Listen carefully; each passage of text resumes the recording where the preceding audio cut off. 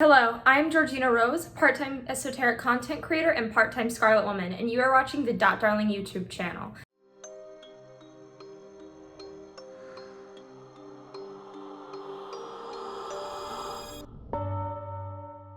In this video, a highly requested video, I'm going to be giving my 10 beginner book recommendations. A note, I picked these books for a specific reason. They cover a wide variety of traditions. Though, to note, I am a Thelemite and a ceremonial magician in my personal path, so obviously that's going to influence these books. I intentionally tried to pick titles you haven't heard about a million times. I've noticed that a few books tend to get recommended again and again and again, and I don't necessarily think those are the best books out there. So I picked books that are genuinely good. I read a lot, I've been practicing for a long time, and so I picked ones that I trust. Also, I intentionally picked books that were in print and affordable. There are some great books like Hands of Apostasy that are out of print and really expensive that I'd love to recommend to beginners, but what's the point of a beginner recommendation if you can't even get the book? A lot of these are by smaller publishers or self-published, so you are gonna have to order them online. I'm sure the local Barnes & Noble or your local witch store may have some of these, but some of them you will have to order online.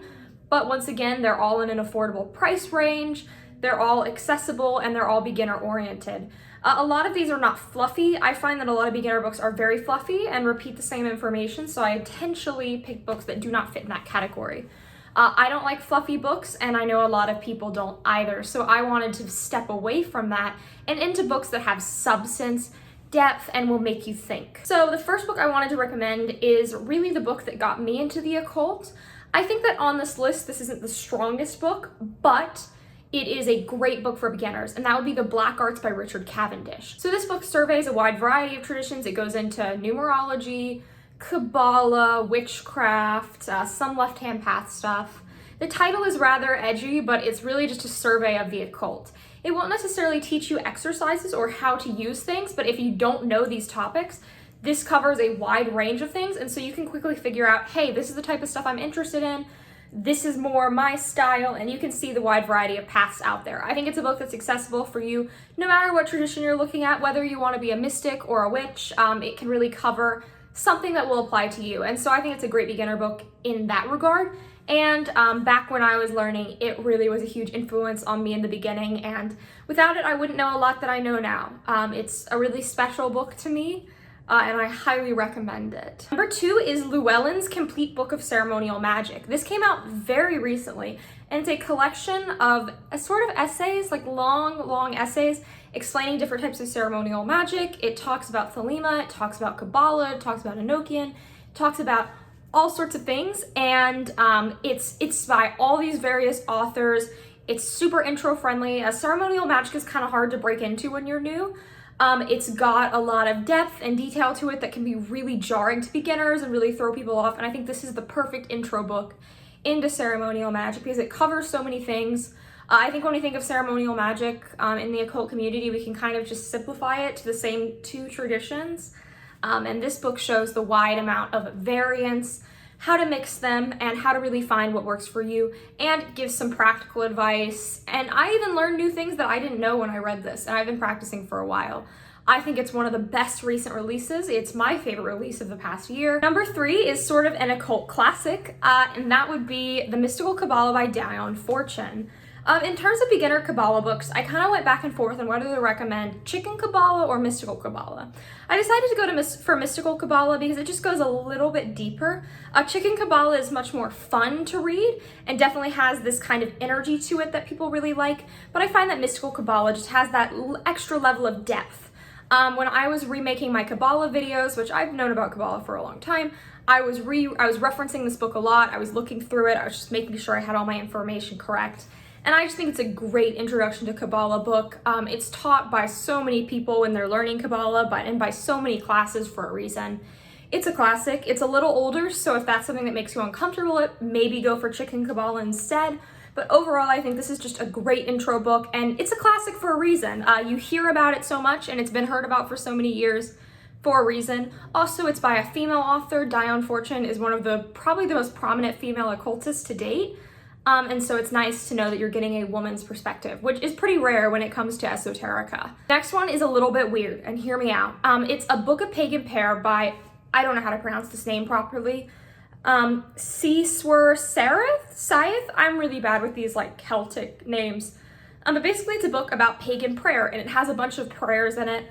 I got this book relatively recently, and ever since I've read it, I've been using the prayers in my daily practice, and I've felt my practice improve so quickly. It explains different styles of prayer, praying through meditation, posture, dance, and what prayer can look like. I think when people leave Christianity, become an occultist or a pagan, they kind of forget about prayer, and they associate prayer so heavily with Christianity that they forget that it has so much potential. Aleister Crowley himself said to inflame yourself in prayer. Prayer is a subtle thing. It's a foundation, but it's so important if you want to get into deity work or ceremonial magic or mysticism. And this book is just a great way to kind of take prayer from a pagan perspective, learn sort of what deities to pray to, how to write your own prayers, formatting. It's really great for starting a prayer practice, which I think is just so important. It's also just very approachable. I believe the author was a Wiccan, so if you're into like Wicca, you'll really like it. It talks about the god and the goddess a little bit, which I personally don't connect to, but if you have a more Wiccan slant or interest, I think you'll really like it too. I just think it's a great book, and I think that prayer is something that we don't talk about a ton in our community, but is so important. The next one is a book for the Thelemites here, or people who are interested in Thelema, and that would be Fresh Fever from the Skies by IAO131. He's the guy who runs Thelemic Union. We actually published an article on my podcast in that website. It's a really great website and resource for Thelema, and he wrote a book. And this book is, in my opinion, the most beginner-friendly Thelema book I've read. When you start researching Thelema, I think a lot of people go to reading the Book of the Law first. If you read the Book of the Law first, you're going to be extremely confused. It's a great book, and it's got a lot of depth to it, but it's not going to make sense until you have that background in occultism and you understand these principles, terms, concepts, and then the Book of the Law will make sense. This book is a great beginner book for Thelema because it talks about the philosophy, the rituals, the magic, the lifestyle stuff, and all sorts of things like that, as well as discusses kind of sort of the various debates you see in the Thelemic community and a lot of things. I think it's a good introduction to Thelema because it's not just the mysticism and magic stuff. I think people in Thelema get really fixated on the magic stuff, myself included. I mean, this channel is mostly all magic mysticism, but this book really explores all of it and the various things beyond just the magic and sort of the philosophies, and all that type of stuff, and how to live like a Thelemite. It's a really great book. It's like 700 pages, so you'll be reading it for quite some time, but I think it's really the best beginner Thelema book I've read. There are some similar titles like Living Thelema by David Shoemaker, but this book is just so comprehensive. My next is another Thelemic book. Can you get through a book recommendation book from a Thelemite without putting some Crowley on the list? And this would be the Crowley book that I think you should start with, and that would be Liber Abba. It's the big blue book. If you've been in an occult store, you've probably seen it on like a high shelf. It's a big blue hardcover. And it has all sorts of stuff about the actual like application, the practical stuff. It teaches you how to like do Thelemic ritualism really well. This book has inspired ritualism in so many traditions. Aleister Crowley is one of the most influential modern occultists on every tradition, not just Thelema, not just Hermeticism, not just Wicca. He's just so largely influential, and I think this is the book to start breaking into his work. There's so much in this book. Do the exercises, do the activities, and you will grow so much as a practitioner so quickly. It's a really great book. It's a classic for a reason. My next is yet another book that I read when I was new, and in a completely different tradition, and that would be Chaos Magic. Chaos Magic has influenced new practitioners and modern occultism so much.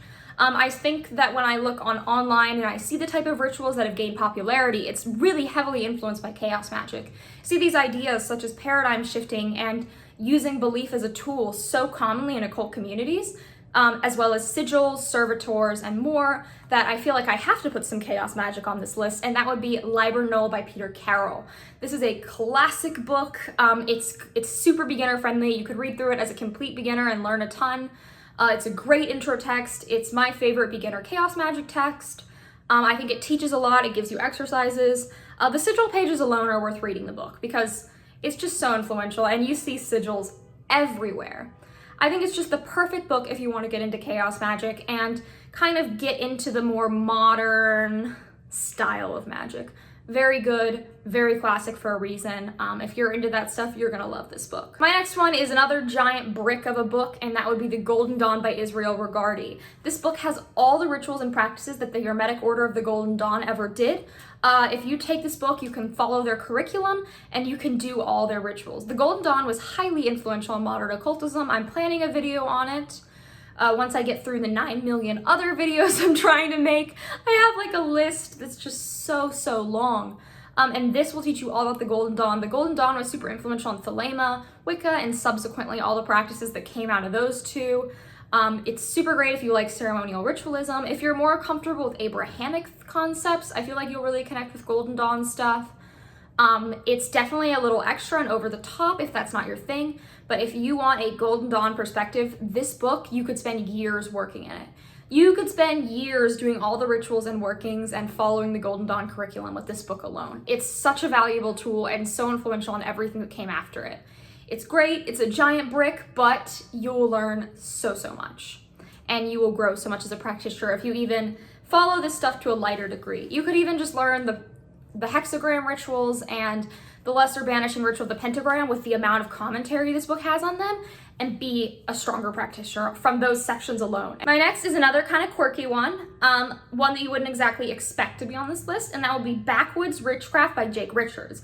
As someone who grew up in Appalachia and is an Appalachian person, I left there, but I grew up there. I find that this book on Appalachian folk magic is just super valuable. If you're interested in conjure or kind of traditional witchcraft type stuff or more folk magic practices, I think this book is amazing. Appalachian folk magic is a great way to have that little conjure flavor in your practice, but it still be an open practice. But rather it's an open practice that everyone can partake in. Skills in it can apply to Christian folk magic because it goes over the Psalms, it goes over making folk remedies, using like folk superstition into your practice. And if you're interested in folk practice, I think it's a great resource. Pretty much every book I've noticed on more traditional witchcraft is very region specific. A common one you'll see is Traditional Witchcraft, A Cornish Book of Ways. This is sort of like that book, but rather than being Cornish, it's Appalachian. And since I know the majority of my listeners are Americans, I thought it may apply to you a little bit more. I think this book is beginner friendly. I think it's great. It's pretty much the only recent release on Appalachian folk magic. It's easy to find. I've seen it in just regular bookstores. And it's just a great introduction. It's one of those like witchcraft books that lack all that fluff that I think is very common in beginner witch books. And yeah, this is about a very specific topic and for a very specific audience, but I think the skills in it can apply to any traditional witchcraft practice because traditional witchcraft is based on the traditions and superstitions of your region. And since this is such a region-specific book, it can inspire you to look into your regional practices and your regional values and superstitions and go from there. I think it's great and just a underrated book. My final book, another one that you wouldn't exactly expect to see, and one that I haven't seen anyone else talk about online, and that would be Meditation and Kabbalah by Aria Kaplan. This is a book all about Kabbalah's relationship to meditation. It goes over the history of Kabbalah, from early Jewish Kabbalah to the occult schools like the Golden Dawn. It teaches about all these different styles. It talks about how different forms of Kabbalah view other forms of Kabbalah. It gives tons of usable exercises. It gives meditation techniques that even non-Kabbalists can use.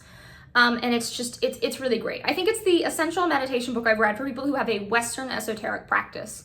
It's not Eastern-based meditation, which I find a lot of meditation books are very Buddhist or Taoist centric. So if you practice the stuff that I talk about a lot, I think this will be a very pertinent book. I've done some of the exercises in it, and it's really helped my practice. It taught me a lot about Kabbalah that I didn't even know, and it's just very accessible and beginner friendly. If you're interested in Kabbalah, Aria Kaplan on the whole is an amazing author and commentator. His books are so valuable, and I've learned so much from them. Really a great resource, and this book needs more love. I don't know why it's not talked about more. It needs more love. So those were my 10 beginner book recommendations. They're definitely a little out there, not necessarily what you would expect from a beginner book list, though some, of course, you would kind of anticipate. But I think these are books that everyone should read. There's no fluff in them. There's no beating around the bush. It's definitely going to force you to think critically and examine your practices and who you are. But that's good. I think books should challenge us and make us question ourselves and think pretty seriously about what we're doing, and take the occultism to a deeper level. So I wanted to give things that would make you think and force you to take your practice deeper, further, stronger, to help you best grow as a practitioner. So hopefully you enjoy these books. If not, it's okay to disagree. We don't have to get along. Books are a very personal, specific thing. But I hope you have happy reading and good luck with your practice. Like, comment, subscribe, and if you've been subscribed for 93 days, you will meet your holy guardian angel and you don't even need to read a book.